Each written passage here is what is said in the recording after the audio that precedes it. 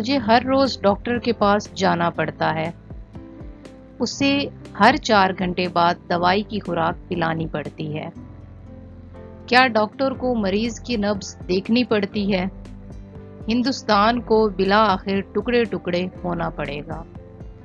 उसे जलसे में रुसवा होना पड़ेगा। इंग्लिश में हर सेंटेंस की एक नेचर होती है और हर सेंटेंस के लिए एक मेन वर्ड यूज हो रहा होता है जो कि इंडिकेट करता है कि इस सेंटेंस की क्या नेचर है। अभी अगर आप इन सेंटेंस को गौर से देखें तो इसमें एक मजबूरी का एलिमेंट पाया जा रहा है। अब जब भी आप इस किस्म के सेंटेंस बोलते हैं या आपको लिखना होता है तो आप इसके लिए कौन सा एक ऐसा वर्ड यूज करेंगे इंग्लिश का कि जो कि इंडिकेट करेगा कि आप कोई काम मजबूरी में कर रहे हैं।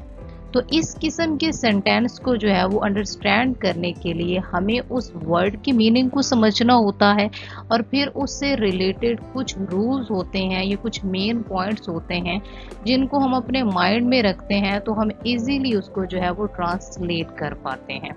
तो आज की इस वीडियो में जो है वो हम इस तरह के सेंटेंस को बनाना सीखेंगे कि इसमें कौन से वर्ड जो है, कौन सा ऐसा वर्ड है जो इस किस्म के सेंटेंस को बनाने में यूज होता है और इसके मेन पॉइंट्स कौन से हैं। फिर हम इन्हीं सेंटेंस को जो है वो एंड पर ट्रांसलेट करने की कोशिश करेंगे और इन्हीं सेंटेंस में कुछ ऐसे वर्ड होंगे वोकैबुलरी के जो कि समझ नहीं आ रहे होंगे तो फिर हम उनको पहले जो है वो सीखेंगे और उसके बाद इन सेंटेंस को जो है वो हम ट्रांसलेट करेंगे। तो चलिए आज की वीडियो शुरू करते हैं। The use of has to, have to and had to, ये वो वर्ड है जो कि इस किस्म के सेंटेंस के लिए यूज होता है। अब हम इसमें ये देख लेते हैं कि वैसे कौन से मेन पॉइंट्स हैं जो इस वर्ड के साथ यूज होंगे तो हम इस तरह के वर्ड, इस तरह के सेंटेंस को जो है वो ट्रांसलेट कर पाएंगे। मेन पॉइंट्स फॉर ट्रांसलेशन, सबसे पहले जैसा कि मैंने आपको बताया कि ये जो हैज़ टू और हैव टू हैं ये यूज़ होते हैं किसी भी काम को जब आप मजबूरी की बिना पर करते हैं तो ये यूज हो रहे होते हैं। सेकंड पॉइंट को देखते हैं। उर्दू में इसकी पहचान, जैसे कि आप सेंटेंस देख ही चुके हैं कि पढ़ता है, पढ़ता था, पढ़ेगा, हर टेंस के हिसाब से यहाँ पर जो है वो सेंटेंस बनाया जा सकता है। हर टेंस में फेल की फर्स्ट फॉर्म यूज होगी, मीन के वर्ब की फर्स्ट फॉर्म यूज होगी। किसी भी सेंटेंस को बनाने में जो एक अहम एलिमेंट होता है वो ये होता है कि हमने इसमें वर्ब की कौन सी फॉर्म यूज करनी है। समटाइम जब आप कम्पिटिटिव एग्जाम में बैठे हुए होते हैं और आपको एमसीक्यूज टाइप इंग्लिश का पेपर दिया जाता है तो उसमें ये चीज़ देखी जाती है कि आपको एक सेंटेंस दे दिया जाता है और कहा जाता है कि यहाँ पर कौन सी फेल की या वर्ब की जो फॉर्म है वो यूज होगी। तो ये पॉइंट्स जो हैं वो आप लाजमी अपने माइंड में रखा करें ताकि आप जब भी एमसीक्यूज बेस्ड जो इंग्लिश का पेपर देते हैं आप उसको इजीली अटेम्प्ट कर पाएं। अब यहाँ पर जो हैज टू है और हैव टू है ये प्रेजेंट टेंस में यूज होता है। हैड टू जो है वो पास्ट टेंस में यूज किया जाता है। Will have to and shall have to in the future tense में यूज होता है। अब यहाँ पर आपने एक चीज ध्यान में रखनी है कि हैज टू जो है वो हमेशा सिंगुलर नाउन के साथ यूज होगा और हैव जो है वो प्लूरल नाउन के साथ यूज होगा। सिंगुलर जो है वो नाउन जो है और प्लूरल नाउन जो है उनके साथ डिफरेंस जो है वो करना ज़रूरी होता है। और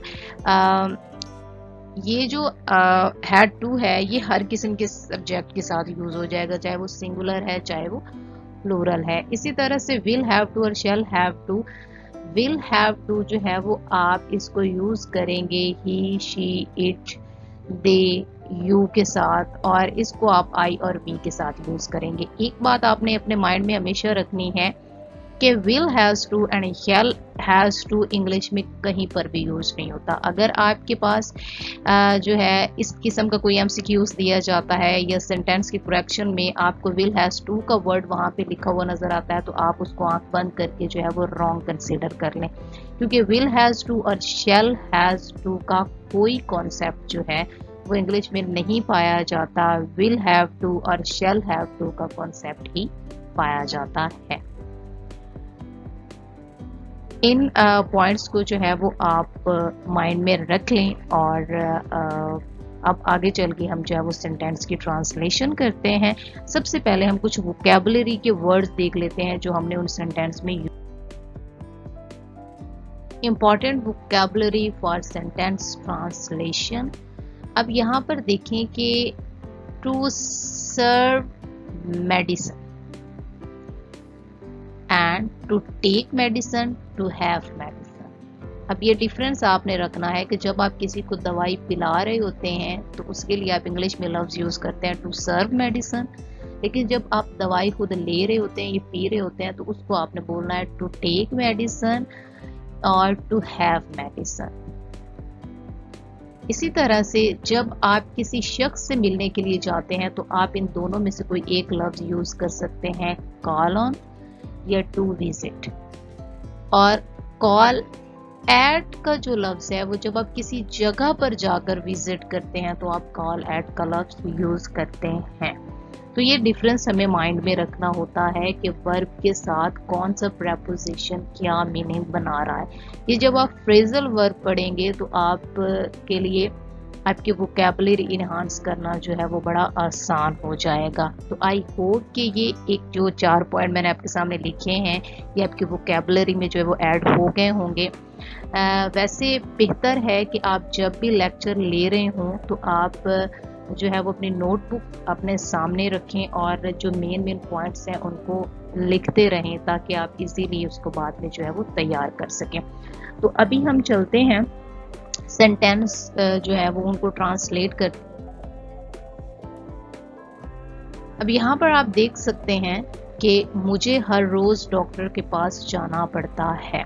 अब जैसे कि हमने कहा था कि अब ये जो सबसे पहले आपने समझना है कि ये सेंटेंस है किस टेंस का, प्रेजेंट का है, पास्ट का है, फ्यूचर का है। आपको पता चल गया कि ये प्रेजेंट का है तो आपने यहाँ पर हैज टू और हैव टू का यूज करना है। अब आपने देखना है कि यहाँ पर जो सब्जेक्ट है वो सिंगुलर है या प्लूरल है। यहाँ पर सिंगुलर है तो आपने इसके साथ यूज करना आई हैव टू, क्योंकि आई के साथ भी आपने हैव ही लगाना होता है। ही शी इट के साथ जो है वो आपने हैज लगाना होता है, आई हैज टू। अब यहाँ पे मैंने आपको कहा था कि जब आप किसी शख्स से मिलने के लिए जाएंगे तो आप कौन सा फ्रेजल वर्ब यूज करेंगे, विजिट का लफ्ज यूज करेंगे। यहाँ पे अगर कॉल एट होता तो आप हॉस्पिटल को तो विजिट कर सकते हैं क्योंकि जगह का इंडिकेशन होता, लेकिन आप किसी शख्स से मिलने नहीं जा रहे हैं। तो यहाँ पर आप इसको कैसे फार्मूलेट करेंगे, इसका फार्मूला क्या है, पहले आपने सब्जेक्ट लिखा, उसके बाद आपने हैव टू हैज टू का यूज किया, फिर आपने first form of verb use की और उसके बाद आपने डेली डॉक्टर यानी कि जो भी नाउन जो ऑब्जेक्ट है उसको आपने यूज किया। तो इसकी ट्रांसलेशन क्या होगी, I have to visit the doctor daily. इसी तरह से आपने यहाँ पे देखना है उसे हर 4 घंटे बाद दवाई की खुराक पिलानी पड़ती है। अब सबसे पहले आपने देख लिया कि ये टेंस जो है वो प्रेजेंट का है, आपने हैज टू लगा दिया ही के साथ। अब यहाँ पर आपने एक चीज समझनी है कि यहाँ पे बी सर्व्ड क्यों दिया हुआ है, यानी कि यहाँ पर मैंने तो आपको फर्स्ट फॉर्म बताई थी तो यहाँ पे मैंने थर्ड फॉर्म क्यों लगाई हुई है। तो एक चीज को समझें कि जब भी किसी सेंटेंस के अंदर सब्जेक्ट नहीं दिया हुआ होता कि कौन ये काम कर रहा है, अब देखें उसे हर 4 घंटे बाद दवाई की खुराक पिलानी पड़ती है। अब यहाँ पे ये जाहिर नहीं हो रहा कि आप दवाई पिला रहे हैं, आपकी सिस्टर कोई भी, यहाँ पे ये शो नहीं हो रहा। तो ये पैसिव का सेंटेंस है और पैसिव के सेंटेंस में प्रेजेंट परफेक्ट को जब ट्रांसलेट किया जाता है तो आप उसका जाके फार्मूला देखें तो वहां पे third form of verb use होती है और उसके साथ बी का यूज किया जाता है तो वो प्रेजेंट परफेक्ट पैसिव टेंस बन जाता है। ठीक है, अ dose of medicine after every 4 hours. अब यहाँ पे सर्व का लफ्ज यूज हुआ है कि मेडिसिन दी जा रही है, मेडिसिन यानी कि ली नहीं जा रही है, जो मैंने आपको एक वोकैबुलरी का वर्ड पीछे सिखाया। क्या डॉक्टर को मरीज की नब्ज देखना पड़ती है? अब यहाँ पर आपने देखना है कि आपने इसका जो है इंटेरोगेटिव सेंटेंस कैसे बनाना है। आपने पहले हैज लगाना है, उसके बाद द डॉक्टर सब्जेक्ट, और सब्जेक्ट के बाद आपने टू को लिखना है। Feel the patient's pulse. Hindustan को बिलाखिर टुकड़े टुकड़े होना पड़ेगा। India will have to be dismembered at last. इसे जलसे में रुसवा होना पड़ेगा। He will have to humiliated in the public meeting. तो आई होप कि आपको आज जो है वो हैज टू, हैव टू और विल हैव टू और शैल हैव टू और हैड टू का जो है वो यूज़ जो है वो इजीली करना आ गया होगा। तो अगर ये सही बात है तो फिर अब आपको मैं कुछ सेंटेंस देती हूँ जिनको आपने कमेंट सेक्शन में जो है वो ट्रांसलेट करना है। अगर आप इंग्लिश को जो है, वैसे एक फ्री की टिप मैं आपको दे रही हूँ कि अगर आप इंग्लिश को इसी तरह से शॉर्ट पार्ट में जो है वो आप इसको तैयार करेंगे तो आपकी इंग्लिश डे बाय डे बहुत अच्छी होती चली जाएगी।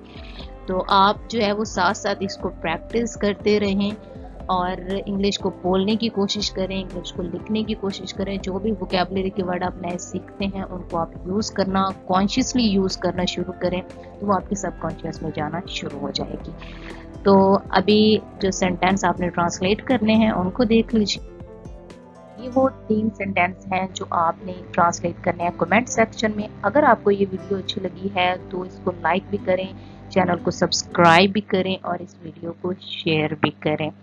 और बाकी जो इंग्लिश के हवाले से बहुत सारी वीडियोस जो हैं वो चैनल पर जो है वो मौजूद हैं। इम्पॉर्टेंट वर्ड इन इंग्लिश के नाम से प्लेलिस्ट है, उसको जाकर देखें और उसमें जो वीडियोस हैं वो लेक्चर वाइज जो है वो पड़ी हुई हैं, आप उनको भी देखिए और अपनी इंग्लिश को बेहतर बनाइए इंग्लिश जुबान विद एमके के साथ। ओके, तब तक के लिए मुझे दीजिए इजाज़त। इंशाल्लाह नेक्स्ट एक इंफॉर्मेटिव और वीडियो के साथ हाजिर होती हूँ। तब तक के लिए अल्लाह हाफिज़।